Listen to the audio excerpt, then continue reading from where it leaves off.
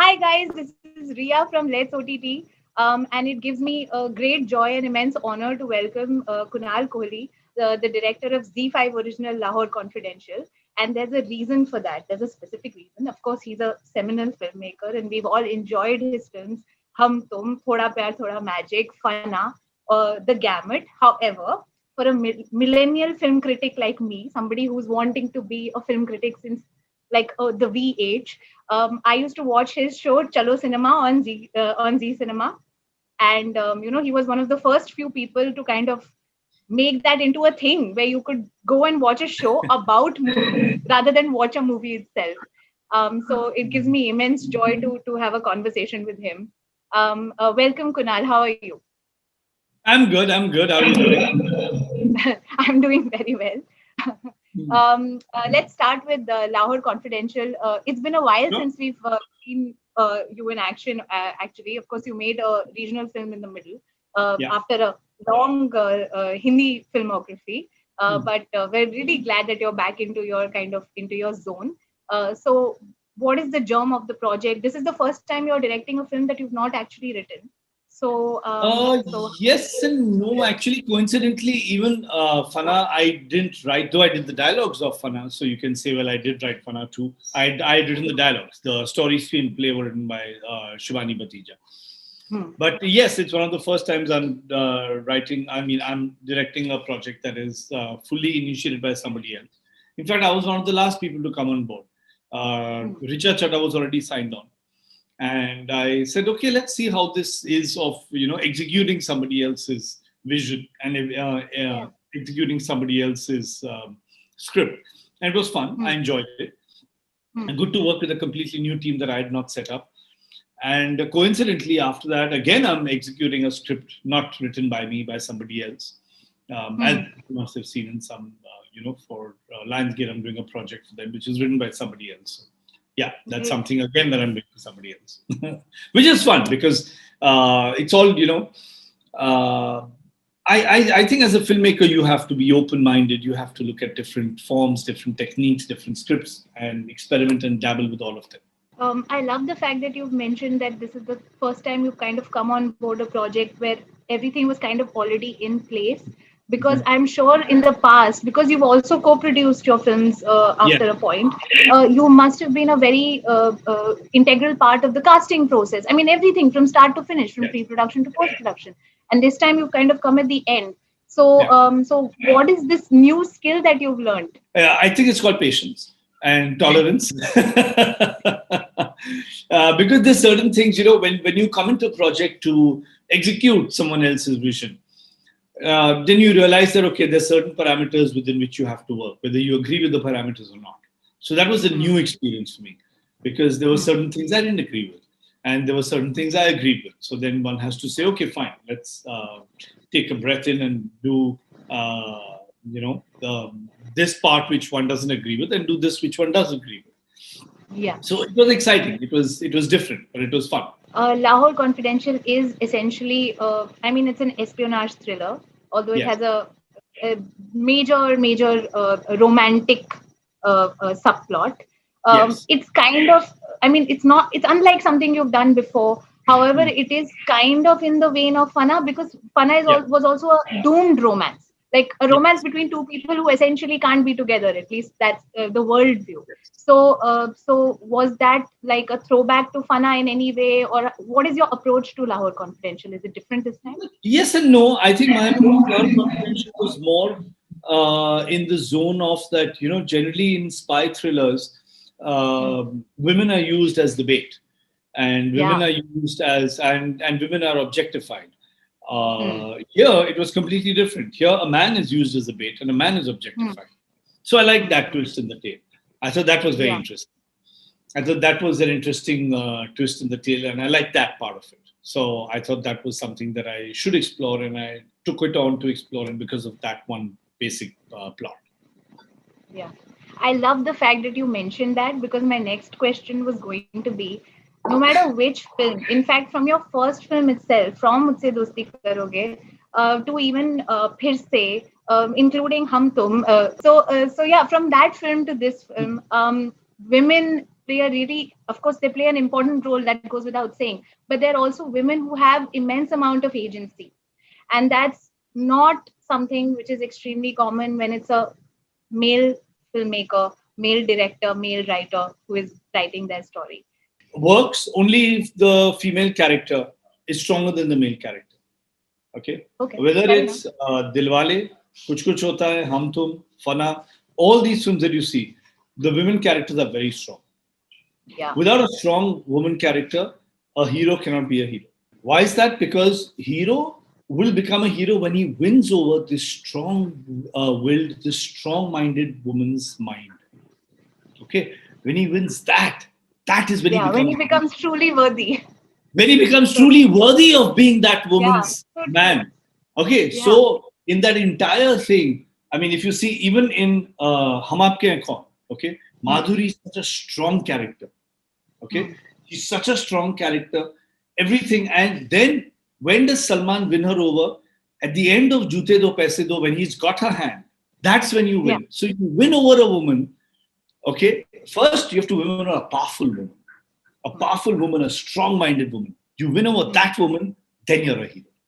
So I that is love the that. beauty. That is the beauty of strong male characters, and that is the beauty of strong female characters. If you don't have strong female characters, you can't have strong male characters. And I you love see, that. actually, being honest now, the film is out there for everyone to see. Richa's mother's character is Hmm. dominating. You know, Yeah. I mean, that's a character I didn't entirely agree with. I didn't think that was Hmm. entirely correct as a character. Hmm. Hmm. Such a dominating mother or such a demanding mother, ki shadi karo, shadi karo. I know Hmm. we could have been a little more modern about it. But like I Hmm. said, those are the restrictions one has to live with. So those were the restrictions that were given to us. So we tried in our best way to sort of present that in a way that isn't as typical. Right. But Right. so if you ask, I I mean, there love. are things in the film which you like, things which you don't like. That's one part of the film which I wasn't very comfortable with, because I can't see Okay. women like that. I can't see Yeah. women bullying another woman. Hmm. I cannot see women like that. And I think as responsible filmmakers, as responsible writers, as responsible platforms, Hmm. we should always project women in the best light possible. Because anyway, there are enough people not showing women in the right way, or not presenting women in the right way. At least as OTT platforms, TV platforms, filmmakers, writers, directors, we should always try to project women in the strongest way possible. You very rightly said that there were parts of the film that perhaps you didn't agree with, and there were some parts of the film that you tried to put your own spin to. Yeah. The film has been out for a while now. The reviews are mixed. They're Always. not all positive. Yeah. How do you kind of, and that has happened in the past before with films like Teri Meri Kahani, which have not like really resonated with everybody. Yeah. Yeah. So like, how do you deal with this kind of criticism? I mean, you've been a film critic yourself. So there are certain things which one does feel bad about when one gets a bad review. You feel Hmm. like, yeah, I should not have done that. Okay. There are certain things which feel I should have argued a little more. Maybe I Hmm. should not have had the character like that. So yes, Hmm. there are certain things, and there are certain times which you don't agree with the critics, so then you don't take those seriously. But when you do agree, then you feel that okay, we should have done it slightly differently. So I Hmm. think that's part of the game. One has to be mature enough to understand and accept where somebody is coming with a point that is correct. You Hmm. can't always make the best film possible. One always Yeah. strives to make the best film possible, but Yeah. sometimes your hands are tied, Yeah. and Fair enough. sometimes you have with certain parameters you have to live within, and you Fair try to enough. make the best of that. And without Yeah. excuses, then you gotta accept the full blame when something goes wrong, Hmm. because it's very strange in the OTT platform. What happens is that there are a lot of people controlling a lot of things Hmm. in OTT platforms or in certain Hmm. platforms. There are Hmm. a lot of people controlling certain things, but their names don't come out. So they remote control things, but their names don't come up and our names come up, and then we have to answer for their mistakes. Yeah.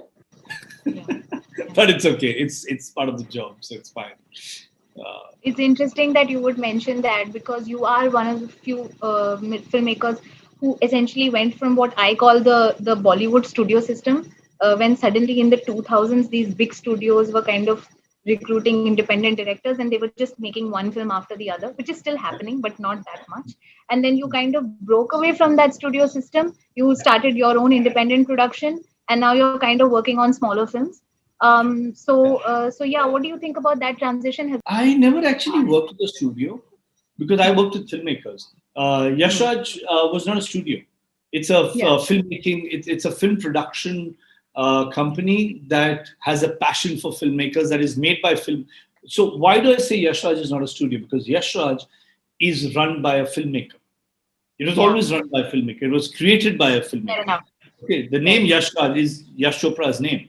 So Yeah. Yash Chopra is not a studio. Yash Chopra is a passionate filmmaker. Aditya Passionate Chopra is not a filmmaker. studio. Aditya Chopra is Yeah. a passionate filmmaker.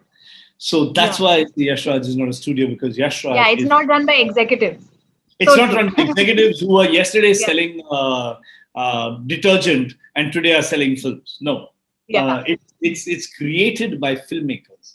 Okay, and Mhm. it's run by filmmakers, and it's a filmmaking company. It just happens to be a company that makes films. So it's about making films. So I fortunately not. I was fortunately introduced by a studio that wasn't a studio that was Yeah. run by filmmakers that were passionate about filmmaking. So I Yeah. think that's the difference between the studio system and the filmmaking system. And I Mhm. think I want to now work with different producers who are passionate about filmmaking. And the format doesn't matter. The Hmm. size and the project, the scale doesn't matter. As long as it's a good story, good content, that's what matters. And do you feel that you get the same kind of collaborative yet free hand from a partner like Z5? I think it's different. Like there are, so when an executive is in charge of a film script, then they see it differently. So it's Hmm. different. It's different. Yeah. It's strange that a free hand is given more by filmmakers to filmmakers than executives to filmmakers. Almost makes sense when you say it like that. I mean, Yeah, you don't expect anything else. Yeah. yeah. See, when a filmmaker and a filmmaker talk, they know what they're talking about. When an executive starts Yeah. talking to a filmmaker, then it's a different ballgame altogether. Fair enough. Then Fair you're enough. talking numbers and my audience is like this. And a filmmaker doesn't talk about an audience. A filmmaker talks about a film. A filmmaker talks about a Yeah. script. A filmmaker talks about a character. A filmmaker talks about different things. In general, however, of course, because of the pandemic, a lot has changed. The OTT boom was always like it was something that started in 2016. We were Yes. anyway going to move towards this medium. It is the future. However, the last 1 year has proved that this is Yes. literally the only source of entertainment for us. You are somebody who's gone from TV to film to OTT. Yeah, what do you think about this new normal, and how do you see theatrical films and OTT films, or generally OTT content and films kind of like So I think everyone has to and will coexist. Okay. Uh, TV, films, OTT, satellite TV, everyone hmm, will coexist. hmm, But the difference is going to be that what kind of films go to theatrical, and most importantly, in India, the ticket prices. That is yeah, going to play a huge difference. Okay, so true. because unfortunately, what's happened in the last few years, we've been increasing ticket prices and showing off about films touching 300 crores. But they've been Hmm, touching 300 crores at very high ticket prices. They're not touching 300 hmm, crores at ticket prices of films that were, that touched 500 crores. Like, let's say when a yeah, Bahubali touched 500 crores, the ticket prices were not high. yeah, But some yeah, of the films at 300 crores have raised the ticket prices phenomenally high. Even if it's for the first weekend, that's given them the punch of 100 for the first week. That's given them the punch of 150 crores or 175 crores. And then the momentum has slowly they've reached there. So, but if you count footfalls, so there are some films who've had a higher number of footfalls at 100 crores than films at 300 crores. So that is because of the ticket pricing. So for films to thrive and survive in the future, ticket prices will have to be controlled and be competitive. Similarly, multiplexes will have to stop making their catering business their primary business. Because you pay 450 rupees for a ticket, or you pay 750 rupees for a ticket, then you pay 150 rupees for a popcorn, and you hmm, pay 75 rupees for your cola. So Hmm. you end up spending like 5,000, 6,000 rupees. That's a lot for a Yeah. family. You Yeah. cannot spend so much money on a movie. You have to reduce ticket prices. You have to reduce the catering costs. If I want to spend that much, I'll go to a five-star restaurant. Why am I spending that much on a multiplex restaurant? Yeah. So Yeah. sometimes it's not even the multiplex ticket prices that are expensive, it's the multiplex food that is expensive. That is And they will expensive. check your bags and don't let you enter with even a Frankie from outside or a Yeah. biscuit from outside. So, and Yeah. we all go through this. So Yeah. I think they need to, I mean, we need to control the pricing of food in multiplexes. Yeah. Yeah. And very rightfully so. That just goes to show that I think in the future, event cinema, or what we call festival or event cinema, will probably work better in theaters, which it always has since time immemorial. But it's really small films like, for instance, Lahore Confidential, which will really thrive on an OTT platform. Kabir Singh was not an event film. It did 250 crores. Yeah, Okay. that's true. It was not an event film. It didn't have huge action sequences that Yeah. cost an arm and a leg to the producer. It didn't have Hmm. all that. Hmm. It was a small, simple love story told beautifully. Yeah. And it still did 250 crores. So it just shows that the power of content. You don't have to have event cinema only to Hmm. go to the cinema halls. You need good Yeah. music. Hmm. See, nothing can beat good music and good storytelling and a good love story. And Kabir Singh proved that. Yeah. I mean, that package has always been a forte for Indian cinema, I feel. Yeah, So, huge action sequences and spend crores and crores on it, but you cannot beat a romantic song, hmm. which cost one tenth. And speaking of romantic song, romantic film, I loved what you were trying to do with Phirse, because I think it was extremely unique. Of course, the story itself was extremely unique. It was about two people who find love for the second time, and Yes, they both come from kind of like a broken that is. relationships. They have a lot of emotional baggage, and yet they decide to kind of say yes to romance Thank for you. the second time. It had lovely, quirky sense of humor. It had huge amount of representation and inclusivity, and that's really important to me. Okay, so I did and I didn't direct myself because there was another director who was credited for Yeah, the Ajay, for yeah, directing the Bhuyan, movie, Ajay Bhuyan. yeah. So Hmm. so the reason why there were two directors in that, to be very honest, was that I set up the whole film. Okay, I set Hmm. up. So I did the costumes, I did the music, I did the scripting, I chose the locations, I did all that, and Ajay Hmm. Bhuyan executed it on set. He was like the technical director, if you would. So there were two directors. So the way we broke up the responsibility and the job was that on set, I did not direct anything. I didn't put up the shot. I didn't tell him one shot. Every shot Okay. was taken by Ajay Bhuyan. Okay, Hmm. every shot was done by him. What I did, okay, was I did the costumes, I did the locations, I did all that. So Hmm. I set it all up and I gave it to him. So it was Yeah. genuinely a collaborative effort. Wow. I don't know whether I didn't receive too many offers after that, and I didn't receive too many people Sorry. saying, "You must do that again. You must do that again." So then I won't. I get the message when I'm given the message. So I think I'll be happier behind the camera. Fair enough. You don't get to see a lot of director duos or collaborative, projects like that. So I really hope that whoever's watching this interview, they go and watch Phirse, because it's a really sweet movie. And it's a lovely, like, kind of romantic comedy drama. And it has Kunal in the lead Beautiful with film. the beautiful Jennifer Wingate. She's stunning. Yes, she's Um, lovely. and, yeah, and I'll take this moment to even give a shout out to Ajay, because Ajay made another very sweet movie called Amit Sahni Ki List with Veer Das in the lead. Yes, they were I very think cute he films. has a real knack for rom-coms, I feel, and he's not Yes. making enough of them. So I feel bad. um, Kunal, what are the kind of films you just want to make in the future? You said that you have another project for Lionsgate.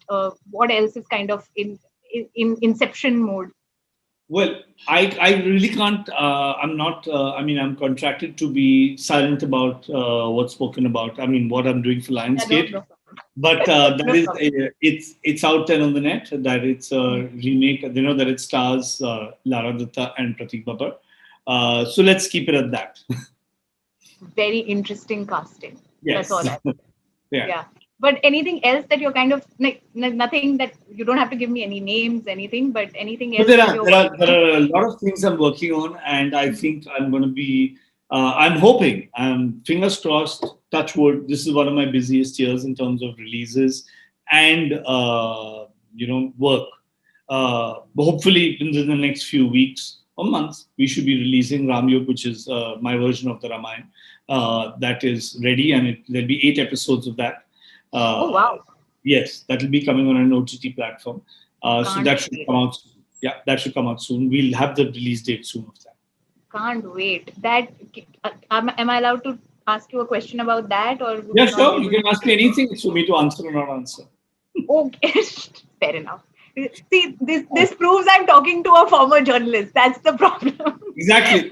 You know the tricks. You just I know the know the tricks. tricks. Yes. Yeah. So I mean, of course, people have retold the Mahabharata so many times. I mean, we Ramayana. had It's the Sham Ramayana. Benegal. Yeah, that's what I was coming to. That we've had people who kind of retold epic tales in the past. We've had Sham Benegal do it. We've had Yes. yeah, we've had various versions. Prakash Jha has done it in his own way as well. Ramayana is very different actually. Mahabharata still has a lot of like potential to be retold in terms of the wide thing of characters, and it's very genre bending in its own way. Mahabharata is a Yes. genre bending epic. Ramayana is not. It's a little more straightforward. What is the kind of what is the genre? What is the theme? What can we expect? Well, it is the Ramayana as said by as the original Ramayana. Just the Hmm. costumes are different, the visual effects are different because with time and technology, we can have different visual effects than what we had earlier. Sure. You'll see a live action tale of Hanuman instead of a fixed tale, so it'll be a live action tale of Hanumanji. So I think these are the little differences and nuances that you will see. And the Yeah. rest, then I'll wait for the trailer to come out and for you all to see it because it'll be exciting. And there has been a second Ramayana. Even Siya Ke Ram was there, which did quite well. Siya Ke Yeah. Ram did quite well. So I think that's interesting, and it's always nice to see our epics told in different ways all the time. So hoping people will like this as well. Amazing. Congratulations for that. And congratulations for Lahore Confidential. Guys, it's a great movie, actually. Actually, last question. It's Yes. surprisingly short. Yeah. It's only Um, 68 minutes. yes, it was. It came to me as at that length. So it came to me as with just 65 pages of script. Okay. So Okay. what do I? I couldn't add scenes to it. Okay. No, that's fine. But I mean, at no point did you think that इसमें कुछ गाना वाना और add कर देते हैं थोड़ा लंबा हो I जाएगा. would have loved to, but like I said, I was executing somebody else's vision, and Fair it enough. only came to me as a 64 or 63 page script, and I had to just execute that. Yeah. Honestly, I hope this turns into a trend. There are many films which could do with some snip snip.